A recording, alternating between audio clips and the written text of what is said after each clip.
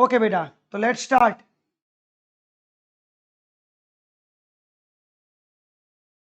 Error. Error क्या है बेटा? ये टॉपिक ओनली समझना बेटा, इसको कोई रट्टा नहीं मारना है, इसकी कोई थियरी एग्जाम में नहीं आने वाली, बस समझना है बेटा। क्लियर? इसके कंसेप्ट क्लियर करने हैं। आपने 2 सेंटीमीटर मेजर करने गए, बट आपका आंसर आया 1.98 सेंटीमीटर, तो आपकी इनएक्यूरेसी कितनी हुई? 2 minus 1.98, it's a 0.02 centimeter. It's a 0.02 centimeter.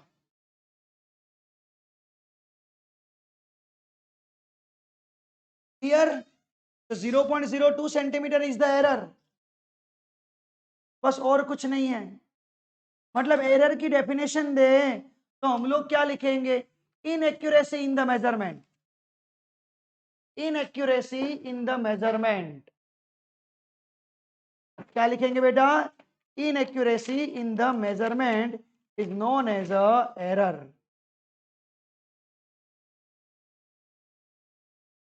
या तो ऐसे भी लिख सकते हैं, the difference between the true value and measure value, उसको भी हम लोग बेटा एरर बोल सकते हैं। अब ये एरर क्यों जनरेट होती है, उसके रीजन नोट डाउन करना बेटा। ये सारी थियरी हमारे मटेरियल में लिखी हुई है, आप उसी को रीड करोगे बेटा। क्लियर? कोई स्क्रीनशॉट नहीं लेना है। There are 2 types of error, systematic systematic and random.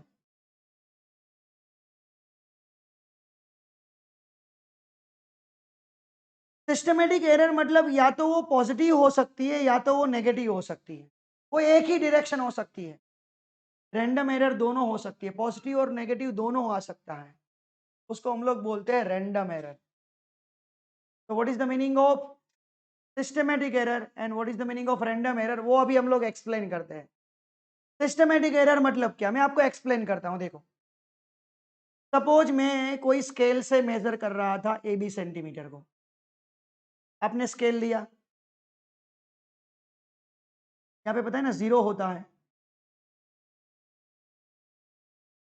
1 2 ऐसा लिखा होता है। पता है कोई पुरानी वाली स्केल यूज करेगा तो इतना पोर्शन यूज ही नहीं होगा, मतलब इतना पोर्शन ही उसके अंदर कट हो जाएगा। पता है किसी की स्केल ऐसे स्टार्ट होती है, आया ना? मतलब आपके इंस्ट्रूमेंट में ही गलती है ना, आपका इंस्ट्रूमेंटल प्रॉपर नहीं है, इसलिए इसको इंस्ट्रूमेंटल एरर बोली जाएगी। आप घड़ी से मेजर कर रहे हो, किसी ने घड़ी से मेजर किया टाइम 12 hours 30 minutes, तो उसको सेकेंड कभी भी नहीं मेजर होगा। सेकेंड हैंड वाला आप यूज करोगे तो उससे सेकेंड मिल जाएगा। तो आप अच्छा इंस्ट्रूमेंट यूज करके एक्यूरेसी बढ़ा सकते हो। आप अच्छा इंस्ट्रूमेंट यूज करके एक्यूरेसी बढ़ा सकते हो। आप स्टॉप वॉच यूज करो, उससे भी छोटी मेजरमेंट देंगे आपको। मैं बच्चा पार्टी यहाँ पे, सपोज आप यहाँ पे रखोगे तो इतना पोर्शन ऑलवेज आपको कम मिलेगा। मतलब 0 से स्टार्ट करते थे तो 2 सेंटीमीटर मिलता था, अब 0.5 से स्टार्ट करोगे तो वो आपका आंसर 2.5 सेंटीमीटर मिलेगा, आपको ज्यादा मिलेगा, मतलब आपकी एरर पॉजिटिव हुई। समझ में आई बात? आया ना? दूसरी बात, आपको रीडिंग ही नहीं लेने आता है तो आपका इंस्ट्रूमेंट सही है, बट आपको इतना नहीं पता चलता है कि ए बी मेजर करने के टाइम 0 ए के ऊपर होना चाहिए, वो भी आपको पता नहीं है तो भी एरर मिलेगी। इसको हम लोग बोलते हैं ऑब्जर्वेशनल एरर। क्या बोलते हैं? Observational error.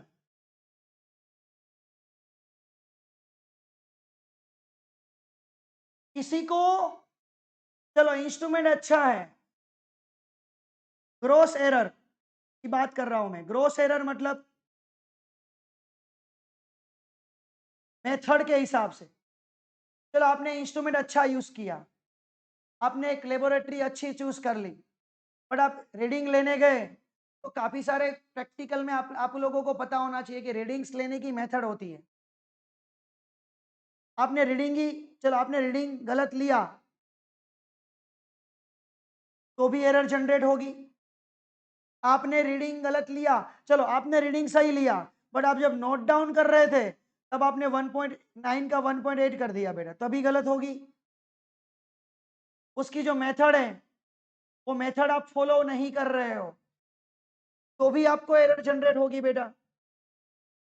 ये सारी प्रोबेबिलिटी है जो आपके एरर को जनरेट करती है, जो आपके एरर को जनरेट करती है बेटा।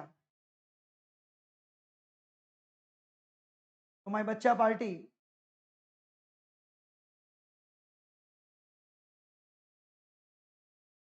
Last one is the environmental error.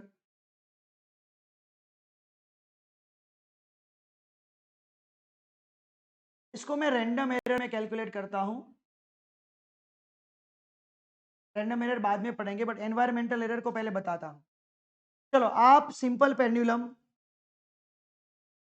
में टाइम कैलकुलेट कर रहे हो, ऐसा होता है ना, यहां से सिंपल ए, ये 1 ऑसिलेशन, बाद में 2 ऑसिलेशन, 3 ऑसिलेशन। आप ऐसे सिंपल पेंडुलम का प्रैक्टिकल कर रहे हो। हुआ क्या, सडनली टेम्परेचर राइज हो गया, सडनली टेम्परेचर राइज हो गया। क्लियर? तो माई बच्चा पार्टी होगा क्या इससे, आपकी इसकी लेंथ बढ़ जाएगी, तो आपका पीरियोडिक टाइम पहले से, मैं आपको बता दूं, कम मिले, ज्यादा मिलेगा। फ्यूचर में भी हम लोग पढ़ने वाले हैं इसको। कोई इसको कैलकुलेट करेगा तो इसका सपोज एक एक रिवॉल्यूशन का किसी का टाइम 3 सेकंड है तो किसी का 2 सेकंड भी आ सकता है। वही रीडिंग दूसरी बार लोगे ना तो 2 सेकंड आ सकता है। क्यों? क्योंकि यहाँ पे एयर एयर एयर का रेजिस्टेंस होगा, कभी कभार ज्यादा लगेगा, कभी कभार कम लगेगा। एयर रेजिस्टेंस, उसके ऊपर भी फैक्टर अफेक्ट करेंगे। हमारा जो एटमॉस्फेयर है उसकी ह्यूमिडिटी कितनी है वो भी अफेक्ट करेंगे, जब केमिकल प्रैक्टिकल कर रहे हो तब। इलेक्ट्रिक मैग्नेटिक फील्ड की अफेक्ट करेगा बेटा, बहुत कुछ फैक्टर अफेक्ट करते हैं। तो वो एरर हम लोग कैलकुलेट नहीं कर सकते हैं। वो कभी बार ज्यादा भी मिल सकती है, कभी कभार कम भी मिल सकती है, इसलिए प्लस और माइनस दोनों साथ में लिखते हैं। तो इसको हम लोग बोलते हैं रैंडम एरर बोलते हैं। क्या बोलते हैं? रैंडम एरर बोलते हैं। ये रैंडम एरर को कम करने के लिए नंबर्स ऑफ रीडिंग ज्यादा लिया जाता है,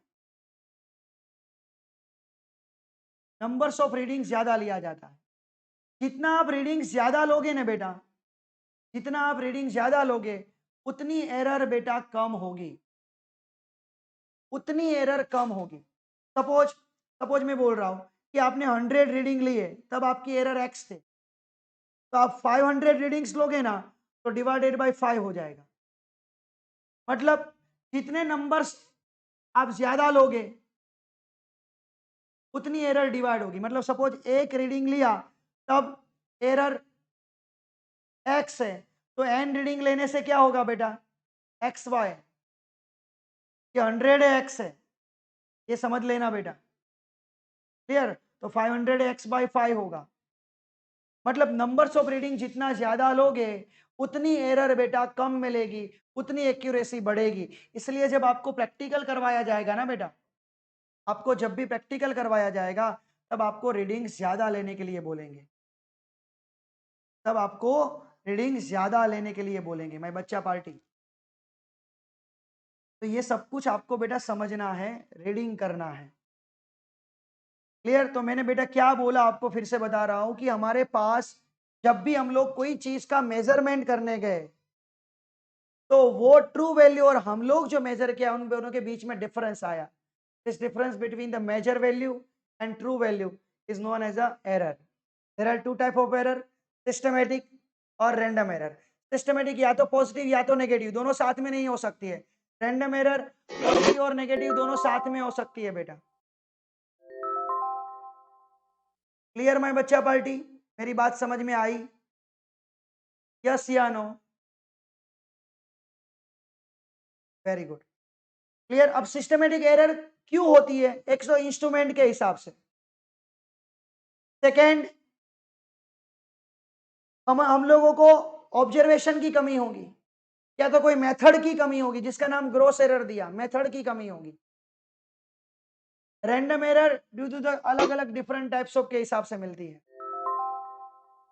ओके बेटा, सबको समझ में आई बात? तो एक बार हमारे टेक्स्ट बुक में जो दिया है ना, classification error in measurement, page number of 18, material में से पेज नंबर 18, वहां से बेटा एक बार रीड कर लो। 5 मिनट आपको दे रहा हूं, आप रीड कर लो बेटा तब तक के लिए। हेलो।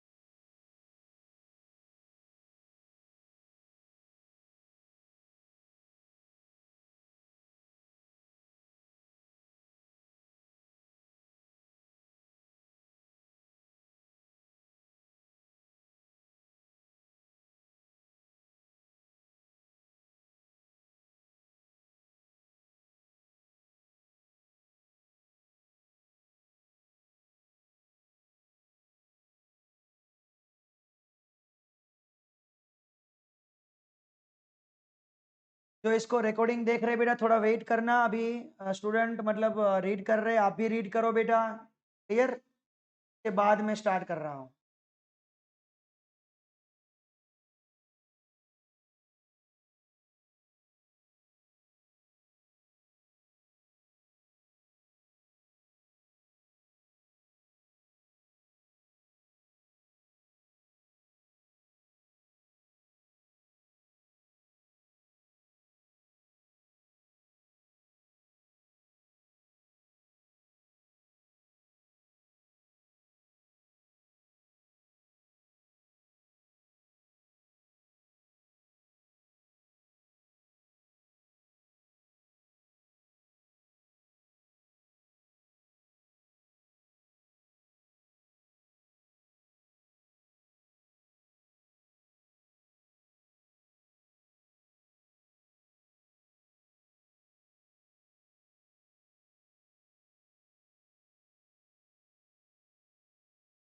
देवांग आपका रोल नंबर 04 है।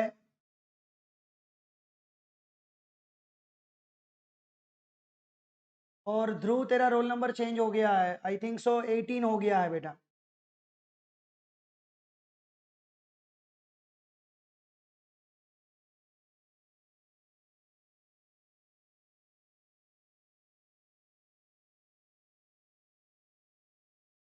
देवांग तेरा 04 नंबर है, आदि तेरा 11 नंबर है और ध्रुव तेरा 18 नंबर है बेटा।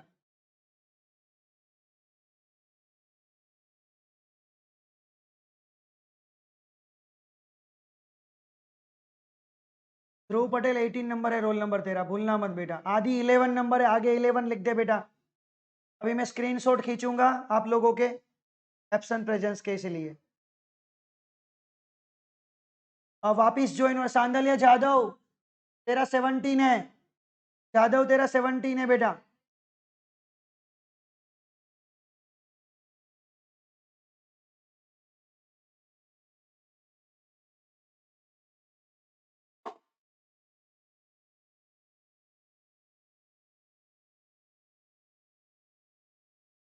चलो मैं मीटिंग एंड कर रहा हूँ, वापिस ज्वाइन करना बेटा सब लोग। बहुत इंपॉर्टेंट पॉइंट चलवाने जा रहा हूँ इसके बाद का बेटा। મને છે ને અત્યારે હું ચાલુ લેક્ચર હોય ને ત્યારે વાત નહીં કરું, પછી પૂછી લેવાનું।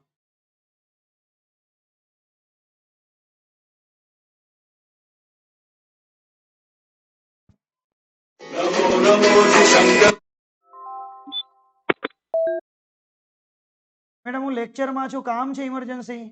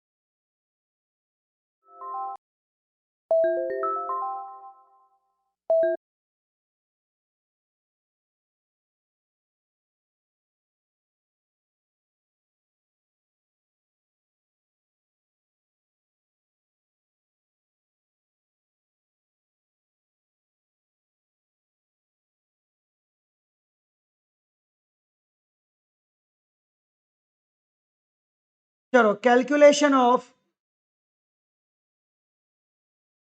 Random error.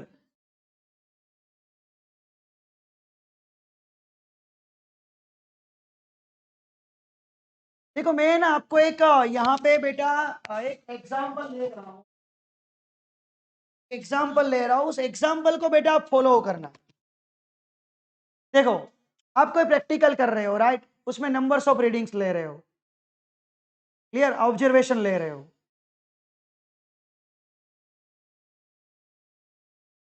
तो आपने बेटा ऑब्जर्वेशन लिया A1 A2 A3 up to AN तक आपने ऑब्जर्वेशन लिया। मतलब क्या मैं आपको बोल रहा हूं, मैं आपको ये बोल रहा हूं बेटा कि सपोज आप पीरियोडिक टाइम मेजर कर रहे हो, पीरियोडिक टाइम,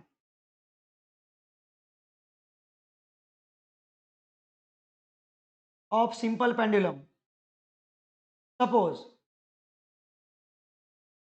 तो सिंपल पेंडुलम का पीरियोडिक टाइम आप मेजर किया तो आपका वो पीरियोडिक टाइम मिला 2.63 सेकेंड, उसके बाद मिला 2.56 सेकेंड, उसके बाद मिला 2.42 सेकेंड। जस्ट एक एग्जांपल भी दे रहा हूं, आप लास्ट तक जुड़े रहना बेटा, तब मेथड समझ में आएगी। ये आपने ये 5 रीडिंग ली है राइट, समझ में आ रहा है ना? जिनका बेटा स्क्रीन ऑन है वो प्लीज मुझे यस या नो बता देना। समझ में आया ना? ये रीडिंग लिया तो बेटा देखो टाइम के रीडिंग हमारे पास 5 है, तो आप एक ही रीडिंग को मेन गिनोगे प्रेम। तो प्रेम आपके पास जब सारी वैल्यू आती है तो आप एक ही रीडिंग को कैसे कैलकुलेट करोगे? तो सबका क्या निकालोगे बेटा? एवरेज। क्या निकालोगे? एवरेज। उसको बोला जाता है मीन, लिया जाता है मीन रीडिंग, मीन या तो एवरेज ऐसे लिया जाता है। A1 plus A2 plus up to AN divided by N। मतलब ऐसे कर बोल रहा हूँ, टी बार, पीरियोडिक टाइम को टी से डिनोट करते तो टी बार, तो क्या करोगे 2.63 plus 2.56 plus 2.42 plus 2.71 plus 2.80 divided by करोगे 5, तो आपका आंसर मिला 2.62 सेकेंड। आपका आंसर मिला 2.62 सेकेंड। क्लियर? हाँ बोलो बोलो, जल्दी बोलो।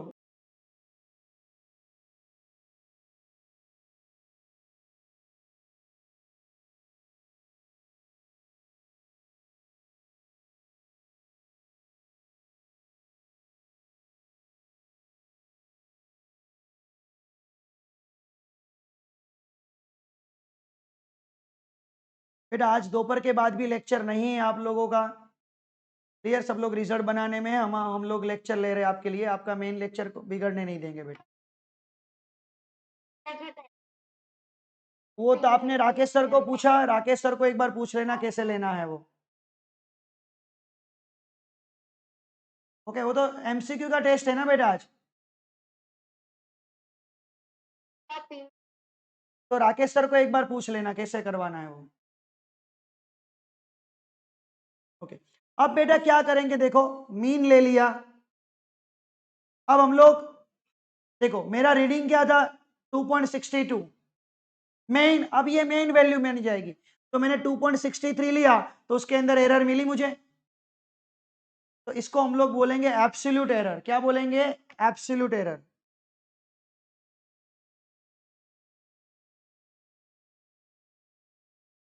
उसको डेल्टा से डिफाइन करेंगे, डेल्टा। हर रीडिंग में से रीडिंग को सब्ट्रैक्ट करना है, मतलब मीन में से रीडिंग को सब्ट्रैक्ट करना है।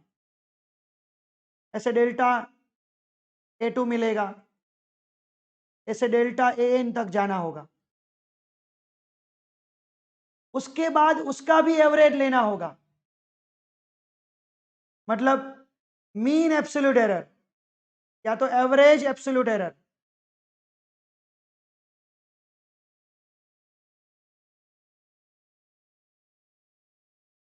मतलब सबका एडिशन करोगे उस एरर का भी और डिवाइडेड बाय n करोगे। अब जब आप सब्ट्रैक्शन करते होंगे ना, तब आपका आंसर प्लस माइनस आ सकता है, इसलिए इसको मोड में लिखा जाएगा, क्योंकि जब आप एवरेज निकालते हो तब प्लस माइनस नहीं कैलकुलेट होता है। क्लियर? तो आपका रीडिंग कैसे लिखा जाएगा बेटा? ऐसे ए का रीडिंग कैसे लिखा जाएगा? ए बार प्लस और माइनस ये उसकी एरर। मतलब कैसे, देखो कैसे, यहां पे समझो। देखो सबसे पहले डेल्टा T1 फाइंड करूंगा, एब्सोल्यूट एरर। क्या? टी बार में से T1 को सब्ट्रैक्ट करूंगा, मतलब 2.62 माइनस 2.63। आपका आंसर क्या आया? -0.01। बट हम लोग कैलकुलेट क्या करेंगे? प्लस ही कैलकुलेट करेंगे, माइनस को कैलकुलेट नहीं करेंगे। क्लियर? क्योंकि मोड के बाद वो माइनस ही हो जाने वाला है। अब डेल्टा T2, तो 2.62 में से कितना सब्ट्रैक्ट करना है?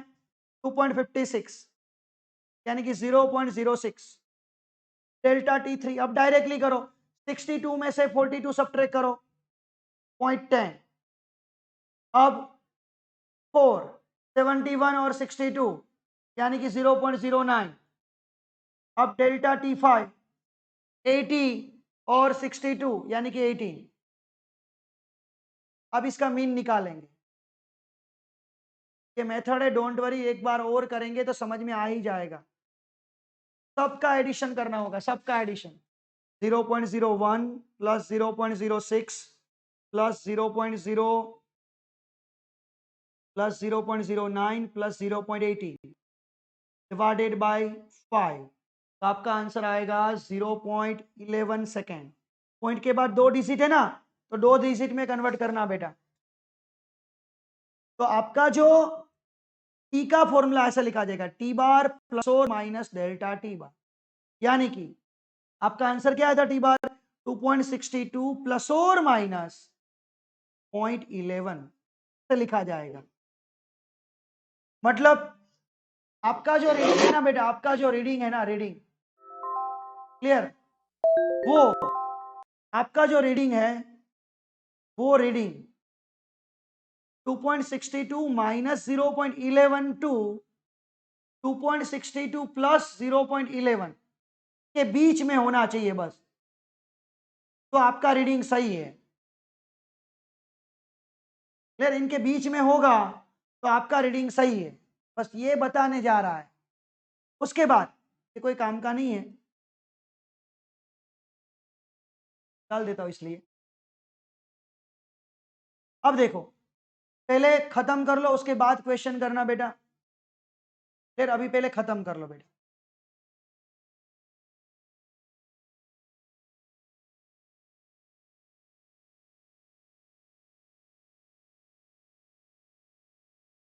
हे भगवान, जस्ट अ मिनट बेटा। अब नेक्स्ट एरर है, उसका नाम है रिलेटिव एरर। बेटा अनम्यूट हो जाओ प्रेम। रिलेटिव एरर, तो रिलेटिव एरर मतलब क्या? एवरेज या तो मीन एब्सोल्यूट एरर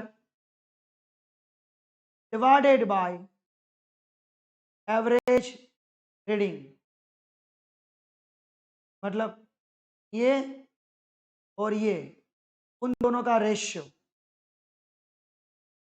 उनको बोला जाएगा रिलेटिव एरर, जिसका सिंबल है बेटा डेल्टा ए। इस रिलेटिव एरर को आप 100 से मल्टीप्लाई करोगे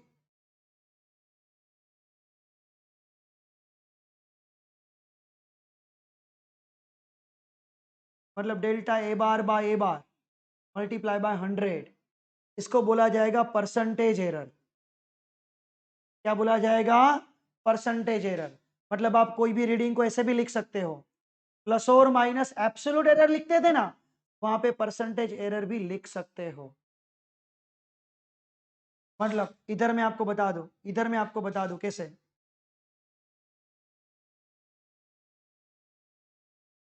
कैसे बेटा?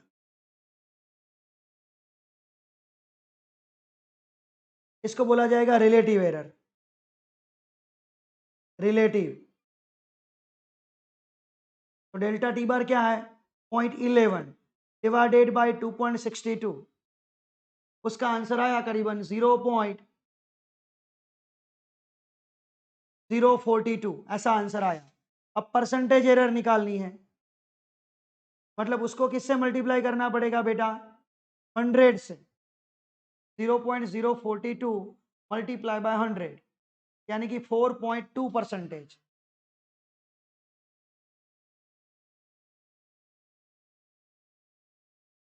मतलब आप ऐसे लिख सकते हो, टी बार प्लस और माइनस परसेंटेज एरर बोले तो टी बार कितना था मेरे बच्चे पार्टी? 2.62 प्लस और माइनस 4.2%। ऐसे भी आप लिख सकते हो और एब्सोल्यूट एरर भी लिख सकते हो। देखो सबको समझ में आएगा, आप टेंशन मत लो, सबका काम हो जाएगा। एक बार है ना इसका स्क्रीनशॉट ले लो पहले।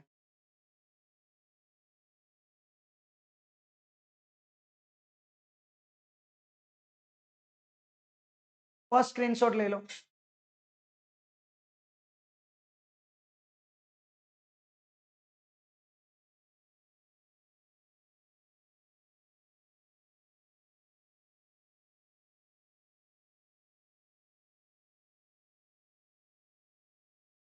ये सेकंड स्क्रीनशॉट ले लो।